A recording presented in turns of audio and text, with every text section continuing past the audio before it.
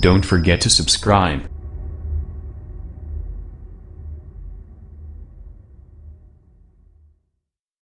اب ہم آتے ہیں سیدنا صالح علیہ السلام کے قصے کی طرف۔ دن گزرتے گئے اور لوگ ایک بار پھر ابلیس لعین کے وسوسے میں آ کر کفر کی طرف پلٹ آئے، کیونکہ ابلیس کسی بھی شخص کو وسوسے میں ڈالے بغیر نہیں چھوڑتا۔ اس طرح ایک بار پھر کفر پھیل گیا، چنانچہ اللہ نے ان کی ہدایت کے لیے صالح علیہ السلام کو مبعوث فرمایا۔ یہ سمود کے پوتوں میں سے ایک عربی نبی تھے۔ ان کا نسب نامہ اس طرح ہے: صالح بن عبید بن سیاف بن ماشح بن عبید بن حاضر بن سمود بن ارم بن سام بن نوح علیہ السلام۔ گویا صالح علیہ السلام کا تعلق قوم سمود سے تھا، اور یہ قوم عاد کی نسل سے تھی۔ سمود کی قوم نے یمن کو خیر باد کہا اور جزیرے سے شمال کی طرف منتقل ہو گئے، پھر وہاں ہجر نامی ایک بستی میں جا ٹھہرے۔ قرآن کریم کی سورۃ الحجر اسی بستی کے نام سے موسوم ہے۔ قوم عاد کا تذکرہ سورۃ الحجر کے علاوہ سورۃ الاحقاف اور سورہ ہود میں بھی ہے۔ اللہ تعالیٰ سورۃ الحجر آیت 80 میں فرماتے ہیں، اور ہجر والوں نے بھی رسولوں کو جھٹلایا۔ ہجر قوم سمود کا مرکزی شہر تھا۔ اب وہ مدائن صالح کے نام سے مشہور ہے۔ یہ شہر مدینہ منورہ کے شمال مغرب میں 380 کلومیٹر کے فاصلے پر واقع ہے۔ یہ لوگ بھی پہاڑوں کو تراش کر گھر بناتے تھے۔ یہ صنعت اور کاریگری انہوں نے قوم عاد سے وراثت میں پائی تھی۔ اللہ تعالیٰ سورۃ الفجر آیت 9 میں فرماتے ہیں، اور قوم سمود کے ساتھ کیا کیا جنہوں نے وادی میں بڑے بڑے پتھر تراشے تھے۔ قرآن مجید میں اللہ تعالیٰ ایک مقام پر فرماتے ہیں، اور ہم نے قوم عاد اور سمود کو غارت کیا جن کے بعض مکانات آپ کے سامنے ظاہر ہیں۔ ان کے مکانات ان کی تباہی سے لے کر اب تک موجود ہیں۔ شام کے راستے میں خیبر، تیماء سے تبوک تک قوم سمود کے آثار پائے جاتے ہیں۔ یہ لوگ کس طرح پتھر تراش تراش کر گھر بناتے تھے، اللہ تعالیٰ نے سورۃ الاعراف آیت 74 میں اس کا ذکر کیا ہے۔ اس وقت کو یاد کرو جب اللہ تعالیٰ نے تمہیں قوم عاد کے بعد جانشین بنایا اور تمہیں زمین پر رہنے کا ٹھکانہ دیا کہ نرم زمین پر محل بناتے ہو اور پہاڑوں کو تراش تراش کر ان میں گھر بناتے ہو۔ سو اللہ کی نعمتوں کو یاد کرو اور زمین میں فساد مت پھیلاؤ۔ یہ آیت ان کی طاقت، جسم کی صلاحیت اور ماہر فن ہونے پر دلیل ہے۔ پہاڑوں کو تراشنا دراصل قوم عاد کی عادت تھی۔ یہ بھی چونکہ انہی سے تھے، اس لیے وراثت میں یہ کام انہیں بھی آ گیا تھا۔ جس طرح اللہ نے عاد کو اپنی نعمتوں سے نوازا تھا، اسی طرح سمود کو ان سے بڑھ کر نعمتیں دی تھی۔ اللہ تعالیٰ صالح علیہ السلام کی زبانی ان سے فرماتے ہیں، اے قوم سمود، کیا تمہیں ان چیزوں میں بے فکری سے رہنے دیا جائے گا، یعنی باغات، چشموں، کھیتوں اور کھجوروں میں جن کا خوشہ ملائم ہے، اور تم پہاڑوں کو تراش کر پرتکلف گھر بناتے ہو؟ پس اللہ سے ڈرو اور میرا کہنا مانو۔ لیکن ان لوگوں نے ہر طرح سے قوم عاد کی پیروی کی، نصیحت پکڑنے کی بجائے بتوں کی عبادت شروع کر دی۔ اللہ نے ان کے درمیان صالح علیہ السلام کو مبعوث فرمایا۔ آپ نبوت ملنے سے پہلے بھی عقل مند اور علم والے تھے، باعزت گھرانے سے تعلق رکھتے تھے، اپنے معاملات میں لوگ ان سے مشورے لیتے تھے، لہٰذا انہیں ایک خاص مقام حاصل تھا۔ لیکن جب آپ نے انہیں ایک اللہ پر ایمان لانے، اس کے سوا کسی کی عبادت نہ کرنے کی دعوت دی تو ان کا ساتھ چھوڑ گئے۔ جواب میں ان سے کہنے لگے، اے صالح، اس سے پہلے تو ہم تجھ سے بہت کچھ امیدیں لگائے ہوئے تھے۔ مطلب یہ کہ پہلے تو ہمارے نزدیک آپ کا بہت مرتبہ تھا، مقام تھا، ہمیں آپ سے بہت امیدیں تھیں، لیکن آپ نے تو یہ باتیں کہہ کر ہماری ساری امیدوں پر پانی پھیر دیا۔ ان کے اس جواب کے باوجود صالح علیہ السلام انہیں اللہ کی طرف بلاتے رہے اور ان سے کہتے رہے، اے میری قوم، اللہ کی عبادت کرو، اس کے سوا تمہارا کوئی معبود نہیں۔ تمام انبیاء کی اپنی اپنی قوم کو یہی دعوت تھی کہ اے لوگو، اللہ کی عبادت کرو، اسی نے تمہیں زمین سے پیدا کیا ہے، اسی نے تمہیں زمین میں آباد کیا ہے، اس سے معافی طلب کرو، یقیناً میرا رب قریب ہے اور دعاؤں کو قبول کرنے والا ہے۔ اے میری قوم، تم نیکی سے پہلے برائی کی جلدی کر رہے ہو، اللہ سے معافی کیوں نہیں مانگتے کہ تم پر رحم کیا جائے؟ اللہ سے ڈرو، میری اطاعت کرو، حد سے گزر جانے والے بے باک لوگوں کی اطاعت سے باز آؤ، وہ ملک میں فساد پھیلا رہے ہیں اور اصلاح نہیں کرتے۔ صالح علیہ السلام نے ہود علیہ السلام کی طرح اپنی قوم کو نصیحت کی، لیکن ان ظالموں نے بھی اسی طرح کفر کیا جیسے قوم عاد نے کیا تھا۔ کہنے لگے یہ کیسے ہو سکتا ہے کہ ہم اپنے میں سے ایک شخص کے تابع ہو جائیں؟ اس اکیلے کی اتنی زیادہ فضیلت کی آخر کیا وجہ ہے؟ ہم نہیں مان سکتے کہ ہم میں صرف اسی ایک پر اللہ کی باتیں نازل ہوتی ہیں۔ پھر وہ اس سے بھی آگے بڑھے اور اللہ کے نبی کو کھلے الفاظ میں پرلے درجے کا جھوٹا کہا، جادوگر کہا۔ پھر یہ سرکش اور کافر لوگ صالح علیہ السلام کے ساتھ ایمان لانے والے کمزور غریب لوگوں کو مخاطب کر کے کہنے لگے، کیا تم صالح پر ایمان رکھتے ہو؟ ہم تو اس کے منکر ہیں۔ اس طرح صالح علیہ السلام دن رات انہیں دعوت دیتے رہے، یہاں تک کہ یہ لوگ صالح علیہ السلام سے کہنے لگے، تم نے اور تمہارے ساتھیوں نے ہمارے اندر نحوست پھیلا رکھی ہے اور اسی لیے ہم مشکلات اور مصائب کا شکار ہیں، لہٰذا تم ہم سے دور ہو جاؤ۔ صالح علیہ السلام نے انہیں جواب دیا، تم پر نحوست اللہ کی طرف سے ہے، تم فتنے میں پڑے ہوئے لوگ ہو۔ پھر اس کے بعد وہ لوگ صالح علیہ السلام سے مکمل طور پر دشمنی کرنے لگے اور انہوں نے آپ کو یہاں تک کہہ دیا کہ آپ ہماری مجلس میں نہ آیا کریں کیونکہ آپ منحوس ہیں۔ پھر بات یہاں تک پہنچی کہ صالح علیہ السلام نے انہیں اللہ کے عذاب سے ڈرایا، دھمکایا اور کہا، اے میری قوم کے لوگوں، ذرا بتلاؤ تو اگر میں اپنے رب کی طرف سے کسی مضبوط دلیل پر ہوا اور اس نے مجھے اپنے پاس سے رحمت عطا کی ہو، پھر میں نے اس کی نافرمانی کی، تو کون ہے جو اس کے مقابلے میں میری مدد کرے؟ تم تو میرا نقصان ہی بڑھا رہے ہو۔ یعنی فرض کرو اگر میں حق پر ہوا اور یقیناً میں حق پر ہوں اور اللہ تعالیٰ نے مجھے اپنی نبوت سے بھی نوازا ہے، پھر بھی میں تمہاری باتوں میں آ کر اس کی نافرمانی کروں تو بلا شبہ اس وقت میں گھاٹے میں ہوں گا اور تم بھی خسارہ پانے والے ہوگے۔ اس پر وہ ظالم لوگ مقابلے پر اتر آئے، کہنے لگے اگر تو سچا ہے تو کوئی معجزہ لے آ، لیکن وہ معجزہ ہماری مرضی کے مطابق ہو، اس صورت میں ہم ضرور ایمان لے آئیں گے۔ آپ ایسا کریں کہ بستی کے کنارے پتھریلی چٹان میں سے دودھ دینے والی 10 ماہ کی حاملہ اونٹنی نکالیں، اس کا رنگ سرخ ہو۔ صالح علیہ السلام سے یہ مطالبہ کر کے وہ سردار لوگ ایک طرف بیٹھ گئے اور مذاق اڑانے لگے۔ ایک کہنے لگا اونٹنی 10 ماہ کی ہو، حاملہ ہو، دوسرا کہنے لگا لازمی طور پر اس کا رنگ سرخ ہو، پھر ایک تیسرا سردار بولا اس کی کھال پر بہت زیادہ اون ہو، چوتھا بولا موٹی تازی ہو، ہم نے پہلے اس قسم کی اونٹنی دیکھی نہ ہو، پانچواں بولا وہ اتنی بڑی ہو کہ اکیلی ایک دن تمام کنویں کا پانی پی جائے اور دوسرے روز ہم پیئیں۔ یہ لوگ اسی طرح مذاق اڑا رہے تھے کہ صالح علیہ السلام نے ان سے کہا، اگر تمہاری مطلوبہ اونٹنی تمہیں مل جائے تو کیا تم ایمان لے آؤ گے؟ سب نے مل کر کہا، ہاں ضرور لے آئیں گے۔ صالح علیہ السلام نے فرمایا، تب تم ایک دن سب لوگوں کو جمع کر لو۔ مقررہ دن وہ لوگ جمع ہو گئے۔ ان کی موجودگی میں صالح علیہ السلام نے اللہ سے دعا کی، زمین پر زلزلہ طاری ہوا، ان کی آنکھوں کے سامنے چٹان پھٹی اور اس سے بالکل ویسی ہی اونٹنی نکلی جیسا کہ ان کا مطالبہ تھا۔ انہوں نے اپنی زندگی میں ایسی اونٹنی کبھی نہیں دیکھی تھی، اس میں وہ تمام صفات موجود تھیں جن کا ذکر ان لوگوں نے کیا تھا۔ اللہ تعالیٰ صالح علیہ السلام کی زبانی سورہ ہود آیت 64 میں فرماتے ہیں، وَيَا قَوْمِ هَٰذِهِ نَاقَةُ اللَّهِ لَكُمْ آيَةً فَذَرُوهَا تَأْكُلْ فِي أَرْضِ اللَّهِ وَلَا تَمَسُّوهَا بِسُوءٍ فَيَأْخُذَكُمْ عَذَابٌ قَرِيبٌ۔ اے میری قوم، یہ اللہ کی بھیجی ہوئی اونٹنی ہے، یہ تمہارے لیے ایک معجزہ ہے۔ اب تم اسے اللہ کی زمین میں کھاتی ہوئی چھوڑ دو اور اسے کسی طرح کی تکلیف نہ پہنچاؤ، ورنہ فوری عذاب تمہیں آ پکڑے گا۔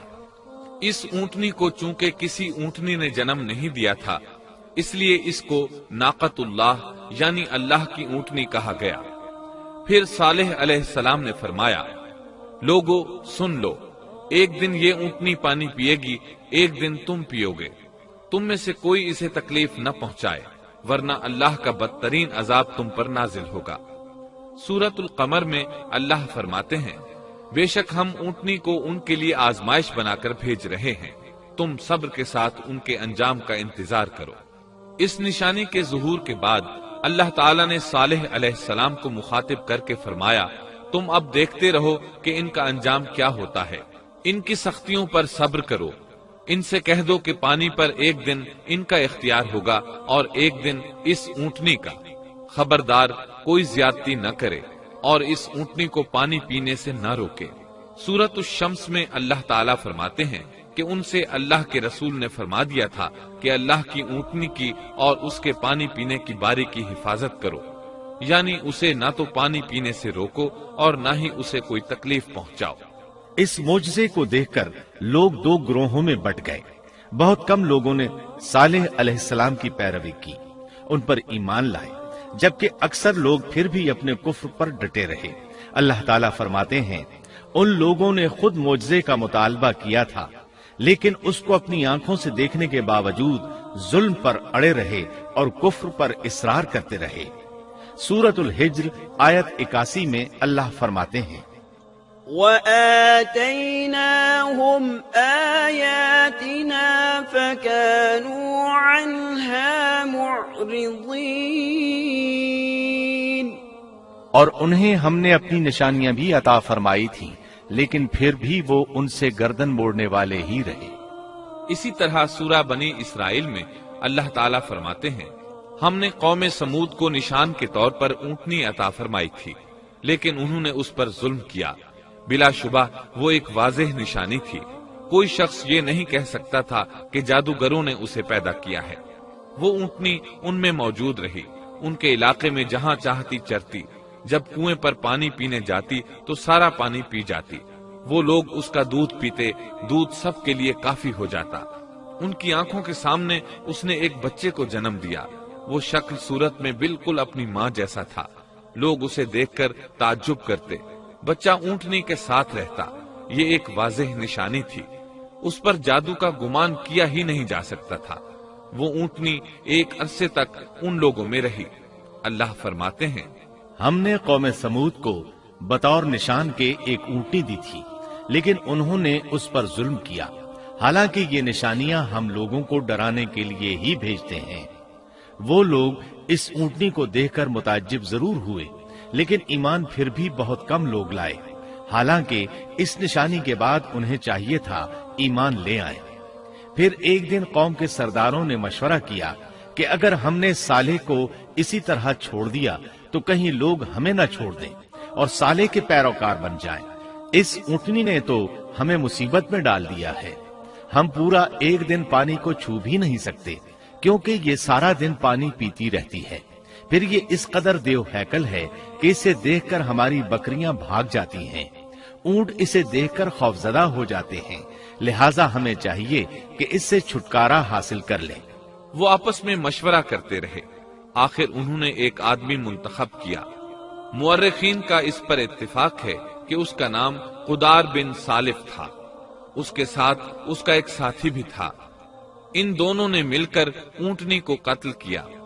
اللہ تعالیٰ سورۃ القمر آیت 29 اور 30 میں فرماتے ہیں، فنادوا صاحبهم فتعاطى فعقر فكيف كان عذابي ونذر۔ پھر انہوں نے اپنے ساتھی کو بلایا، تب اس نے ہاتھ بڑھایا اور اس کی کونچیں کاٹ دی، پھر دیکھا ہمارا عذاب اور ڈراوا کیسا تھا۔ اس قدار کے بارے میں نبی کریم صلی اللہ علیہ وسلم کا ارشاد ہے کہ پہلے لوگوں میں سے سب سے زیادہ بدبخت یہی تھا۔ اللہ تعالیٰ نے قرآن مجید میں اس کا ذکر یوں فرمایا ہے، فنادوا صاحبہم، پھر انہوں نے اپنے ساتھی کو پکارا۔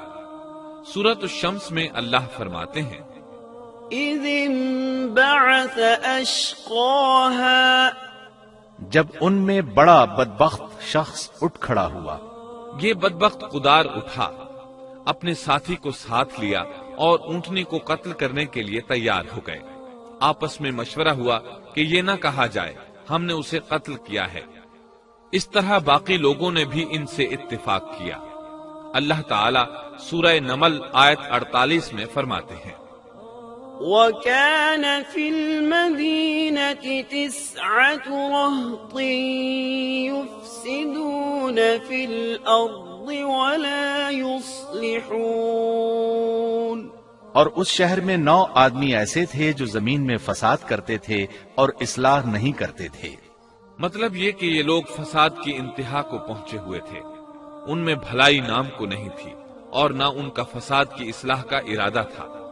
بخاری، مسلم اور مسند احمد کی ایک حدیث میں ہے، رسول اللہ صلی اللہ علیہ وسلم نے ایک بار اپنے خطبے میں اس اونٹنی اور اسے مار ڈالنے کا ذکر فرمایا۔ آیت اذم بعثا اشقاہا کی تلاوت کرتے ہوئے فرمایا کہ جیسے ابو زمعہ تھا، اسی جیسا یہ شخص بھی اپنی قوم میں عزیز، دلیر اور بڑا آدمی تھا۔ تمام لوگوں نے اس بدبخت کے ساتھ عہد کیا اور اسے یقین دہانی کرائی کہ اگر تمہارے ساتھ کسی نے برائی کا ارادہ کیا تو تمام قوم تمہاری حمایت میں اٹھ کھڑی ہوگی۔ اس یقین دہانی کے بعد یہ بدبخت اونٹنی کے انتظار میں بیٹھ گئے۔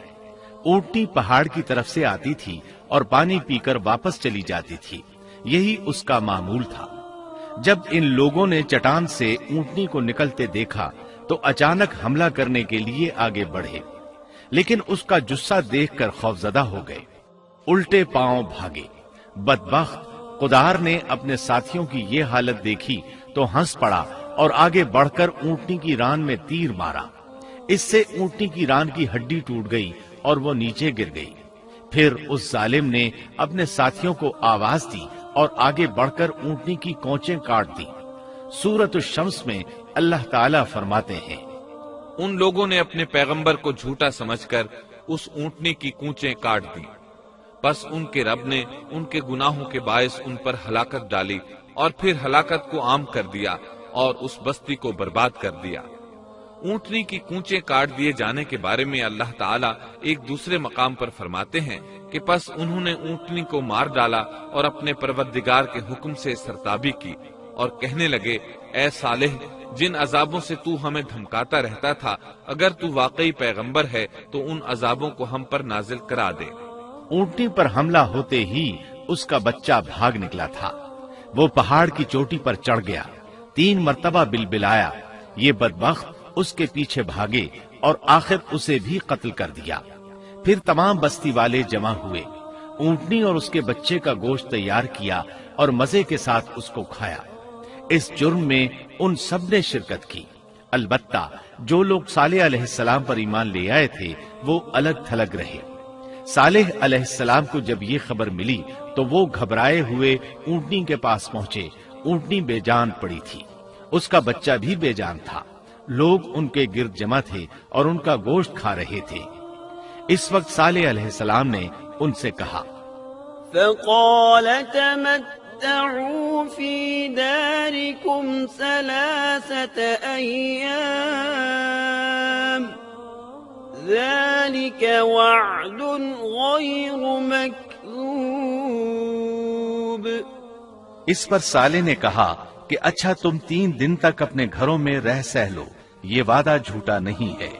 مطلب یہ کہ تمہیں صرف 3 دن کی مہلت ہے، اس کے بعد تم سب کے سب ہلاک کیے جاؤ گے۔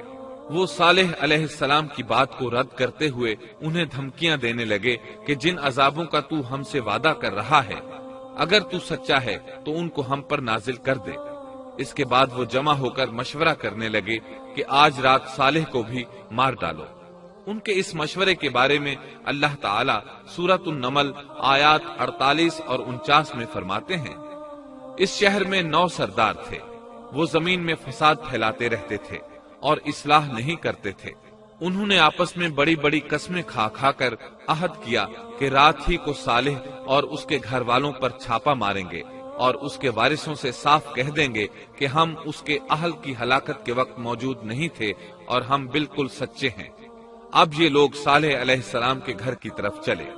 اللہ تعالیٰ سورۃ النمل آیات 50 اور 51 میں فرماتے ہیں، اور انہوں نے ایک داؤ کھیلا، سو ہم نے بھی ایک ایسا داؤ کھیلا کہ انہیں خبر بھی نہ ہوئی، پھر دیکھو کہ ان کے داؤ کا کیا انجام ہوا، ہم نے انہیں اور ان کی ساری قوم کو ہلاک کر دیا۔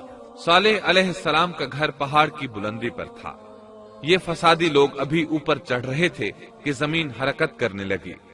ایک چٹان اوپر سے لڑھکتی ہوئی آئی اور ان تمام کو پیس کر رکھ دیا۔ ان 9 فسادی لوگوں کی ہلاکت کے ساتھ ہی اللہ کے عذاب کی ابتدا ہو چکی تھی۔ چنانچہ صالح علیہ السلام نے اپنے ساتھیوں کے ساتھ اس بستی کو چھوڑ دیا، یعنی وہ ہجر کے علاقے سے نکل گئے۔ صبح ہوئی تو لوگوں نے ایک عجیب منظر دیکھا۔ قوم سمود کے تمام لوگوں کے چہرے زرد پڑ چکے تھے، وہ سب رونے لگے کیونکہ عذاب کے آثار شروع ہو چکے تھے۔ دوسرے دن تمام لوگوں کے چہرے آگ کی طرح سرخ ہو گئے اور تیسرے دن تمام کے چہرے سیاہ ہو چکے تھے۔ اپنی یہ حالت دیکھ کر سب لوگ رونے اور چیخ پکار کرنے لگے، اپنی قبریں کھودنے لگے۔ اب انہیں یقین ہو چکا تھا کہ عذاب کا وعدہ برحق تھا۔ اللہ تعالیٰ نے انہیں پہلی قوموں کی طرح ایک قسم کا عذاب نہیں دیا تھا، جیسے قوم نوح کو صرف طوفان کے ذریعے ہلاک کیا گیا، قوم عاد کو صرف طوفانی ہوا کے ذریعے ہلاک کیا گیا، لیکن قوم سمود کو اللہ تعالیٰ نے طرح طرح کے عذابوں سے دوچار کیا، اس لیے کہ انہوں نے اپنی مطلوبہ شرط پوری ہونے کے باوجود ایمان قبول نہیں کیا تھا۔ عذاب کی ابتدا زلزلے سے ہوئی، زمین حرکت کرنے لگی، اس کی وجہ سے وہ لوگ اپنے گھروں میں اوندھے کے اوندھے پڑے رہ گئے، ان میں اٹھنے کی طاقت تک نہ رہی۔ پھر آسمان میں سخت کڑاکا ہوا، اس کی ہولناک دہشت انگیز چنگھاڑ نے ان کے بھیجے پھاڑ کر رکھ دیے، ایک ہی لمحے میں ایک ساتھ وہ سب ڈھیر ہو گئے۔ ان کی ہلاکت اور تباہی کو بیان کرتے ہوئے اللہ تعالیٰ سورۃ الزاریات آیات 43 تا 45 میں فرماتے ہیں، اور سمود کے قصے میں بھی عبرت ہے جب ان سے کہا گیا کہ تم کچھ دن تک فائدہ اٹھا لو، لیکن انہوں نے اپنے رب کے حکم سے سرتابی کی، اس پر انہیں ان کے دیکھتے دیکھتے تیز و تند کڑاکے نے ہلاک کر دیا، پس نہ تو وہ کھڑے ہو سکے اور نہ بدلہ لے سکے۔ اسی طرح سورہ ہود میں اللہ تعالیٰ نے ان کی تباہی کا نقشہ اس طرح کھینچا ہے کہ ایک زور کی کڑک نے ان ظالموں کو آ لیا، پھر تو وہ اپنے گھروں میں زانوں کے بل مردہ پڑے رہ گئے، ایسے گویا کہ وہ کبھی آباد ہی نہ تھے۔ سورۃ القمر میں اللہ نے ان کی رسوائی ان الفاظ میں بیان کی ہے، ہم نے ان پر ایک چیخ بھیجی، پھر وہ ایسے ہو گئے جیسے کانٹوں کی باڑ کا چورا۔ دوسری طرف صالح علیہ السلام اور ان کے ساتھیوں کو اللہ تعالیٰ نے اپنی رحمت سے نجات دی۔ اللہ تعالیٰ سورہ ہود آیت 66 میں فرماتے ہیں، پھر جب ہمارا فرمان آ پہنچا ہم نے صالح اور ان پر ایمان لانے والوں کو اپنے فضل سے اس سے بچا لیا اور اس دن کی رسوائی سے بھی، یقیناً تیرا پروردگار نہایت توانا اور غالب ہے۔ اس قوم کے آثار آج تک باقی ہیں، مدینہ منورہ کے شمال مغرب میں ان کے گھر موجود ہیں۔ اب یہ علاقہ مدائن صالح کے نام سے مشہور ہے۔ سورۃ النمل میں اللہ تعالیٰ فرماتے ہیں، پس یہ ان کے گھر ہیں جو ان کے ظلم کے سبب ویران پڑے ہیں، بے شک اس میں دانش مندوں کے لیے نشانیاں ہیں۔ اللہ تعالیٰ نے ان کے نشانات کو آج تک باقی رکھا ہے تاکہ بعد میں آنے والوں کو یقین ہو جائے اور کسی قسم کا شک نہ رہے۔ عذاب کے آثار نمودار ہونے پر صالح علیہ السلام نے ان سے فرمایا تھا، اے میری قوم، میں نے تمہیں اپنے پروردگار کا حکم پہنچا دیا تھا اور میں نے تمہاری خیر خواہی کی، لیکن تم لوگ خیر خواہوں کو پسند نہیں کرتے۔ اس کے بعد صالح علیہ السلام اپنے ساتھیوں کے ساتھ وہاں سے ہجرت کر کے فلسطین آ گئے، وہیں رملہ نامی بستی میں رہنے لگے اور یہیں آپ کی وفات ہوئی۔ نبی کریم صلی اللہ علیہ وسلم صحابہ کرام رضی اللہ عنہم کے ساتھ تبوک تشریف لے گئے تو آپ نے مدائن صالح کے قریب قیام فرمایا تھا۔ صحابہ نے ان کنووں سے پانی لے لیا جو قوم سمود کے استعمال میں رہے تھے، کچھ برتن بھی وہاں سے لے لیے۔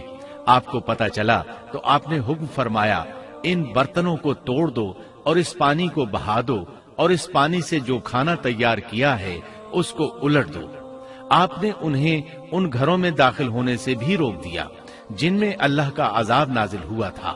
آپ صلی اللہ علیہ وسلم نے فرمایا، میں ڈرتا ہوں تم پر بھی ایسا عذاب نہ آ جائے جیسا ان پر آیا تھا، اس لیے ان کے علاقے میں داخل نہ ہوا کرو، اور اگر داخل ہونا پڑ جائے تو روتے ہوئے داخل ہوا کرو، اور رونا نہ آئے تو رونے جیسی شکلیں بنا لیا کرو تاکہ تمہارا شمار ظالموں میں نہ ہو۔ اللہ تعالیٰ فرماتے ہیں، آگاہ رہو، قوم سمود نے اپنے رب سے کفر کیا، سن لو ان سمودیوں پر پھٹکار ہے۔ قرآن میں ان کا قصہ 26 سے زائد مرتبہ بیان کیا گیا ہے۔ اس کے بعد لوگ ایمان کی حالت میں امن چین کی زندگی بسر کرنے لگے، لیکن پھر نئے سرے سے ان میں خرابی پیدا ہوئی۔ شیطان نے پھر اپنا کام دکھایا، ان کے دلوں میں وسوسہ ڈالا، اور فلسطین، عراق، مصر اور جزیرے کے نواحی علاقوں میں شرک پھیل گیا۔ لوگ ایک بار پھر کفر کی طرف پلٹ پڑے۔ اس پورے قصے میں چند عبرتیں ہیں، آئیے ذرا ان کا بھی ذکر ہو جائے۔ اللہ تعالیٰ کی اونٹنی اگرچہ سیدنا صالح علیہ السلام کی نبوت کا ایک نشان تھی، ان کی سچائی کا ثبوت تھی، لیکن قرآن کریم کی وضاحت یہ ہے کہ وہ قوم سمود کی آزمائش کے لیے تھی، اور وہی ان کی ہلاکت کا نشان ثابت ہوئی، جیسا کہ سورۃ القمر میں اللہ تعالیٰ فرماتے ہیں، إِنَّا مُرْسِلُ النَّاقَةِ فِتْنَةً لَهُمْ فَارْتَقِبْهُمْ وَاصْطَبِرْ۔ بے شک ہم اونٹنی کو ان کی آزمائش اور امتحان کے لیے بھیجنے والے ہیں، پس تو ان کے انتظار میں رہ اور صبر اختیار کر۔ سنت اللہ یہ رہی ہے کہ اگر وہ اپنے پیغمبر کو کسی قوم کی ہدایت کے لیے بھیجے اور قوم اس کی ہدایت پر کان نہ دھرے تو ضروری نہیں کہ وہ قوم ہلاک کر دی جائے، لیکن جو قوم اپنے نبی سے اس وعدے پر نشان طلب کرے کہ اگر ان کا مطلوبہ نشان ظاہر ہو گیا تو وہ ایمان لے آئیں گے، اور پھر نشان آ جانے کے بعد وہ ایمان نہ لائے تو اس قوم کی ہلاکت یقینی ہے۔ اللہ تعالیٰ پھر اس قوم کو معاف نہیں کرتے جب تک کہ وہ تائب نہ ہو جائے اور اللہ کے دین کو قبول نہ کرے، یا عذاب الہی سے صفحہ ہستی سے مٹ کر دوسروں کے لیے عبرت کا نشان بن جائے۔ لیکن اس سنت سے نبی کریم صلی اللہ علیہ وسلم کی امت مستثنا ہے، اس لیے کہ آپ صلی اللہ علیہ وسلم نے وضاحت فرمائی ہے، میں نے اللہ تعالیٰ سے دعا مانگی ہے کہ اللہ تعالیٰ میری امت میں عذاب عام مسلط نہ فرمائے، اور اللہ نے میری دعا قبول فرما لی۔ قرآن میں اللہ تعالیٰ نے نبی کریم صلی اللہ علیہ وسلم کی اس بات کی یوں تصدیق کی ہے، وَمَا كَانَ اللَّهُ لِيُعَذِّبَهُمْ وَأَنْتَ فِيهِمْ۔ اے رسول، اس حال میں کہ تو ان میں موجود ہے، اللہ تعالیٰ ان کافروں پر عذاب مسلط نہیں کرے گا۔ اور یہ ایک خطرناک غلطی ہے، نفس کا دھوکہ ہے کہ انسان عیش و عشرت اور دنیاوی جاہ و جلال کو دیکھ کر یہ خیال کر بیٹھے، یہ گمان کر لے کہ جس قوم یا فرد کے پاس یہ سب کچھ موجود ہے وہ ضرور اللہ تعالیٰ کے سائے میں ہے، اور یہ کہ ان کی یہ خوش عیشی اس بات کی علامت ہے کہ اللہ تعالیٰ کی خوش نودی ان کے ساتھ ہے۔ یہ نفس کا دھوکہ ہے، غلط فہمی ہے، بلکہ کج فہمی ہے۔ قرآن کریم کے اس واقعے میں جگہ جگہ اس بات کی وضاحت ہے کہ بعض اوقات زیادہ سے زیادہ خوش عیشی زیادہ سے زیادہ عذاب کا پیش خیمہ ثابت ہوتی ہے، اگرچہ قوموں کے لیے اس کی مدت چند ماہ یا چند سال نہیں بلکہ گھبرا دینے والی مدت ہی کیوں نہ ہو، مگر ہر قسم کی دنیاوی کامیابیوں اور خوش عیشیوں کے ساتھ جب ظلم، سرکشی اور غرور کسی قوم کا مستقل شعار بن جائے تو سمجھ لو اس کی تباہی اور ہلاکت کا وقت قریب آ پہنچا۔ اللہ تعالیٰ فرماتے ہیں، تیرے رب کی پکڑ بہت سخت ہے، لیکن اس کے ساتھ ہی یہ بات بھی ہے کہ کسی قوم میں تمام تر خرابیوں کے باوجود اگر قوم سے اکثر افراد اللہ کے شکر گزار ہوں، اس کے بندوں کے ساتھ انصاف کرنے والے اور آپس میں نیک نیت اور خیرخواہی کرنے والے ہوں، تو بلا شبہ وہ اللہ کے ہاں مقبول بندے ہیں، اور انہی کو دنیا اور آخرت کی کامیابیوں کی بشارت ہے، اور انہی کے لیے یہ دنیاوی عیش اللہ کی بے انتہا نعمتوں کی علامت ہے۔ انہی الفاظ پر سیدنا صالح علیہ السلام کا قصہ اختتام کو پہنچا۔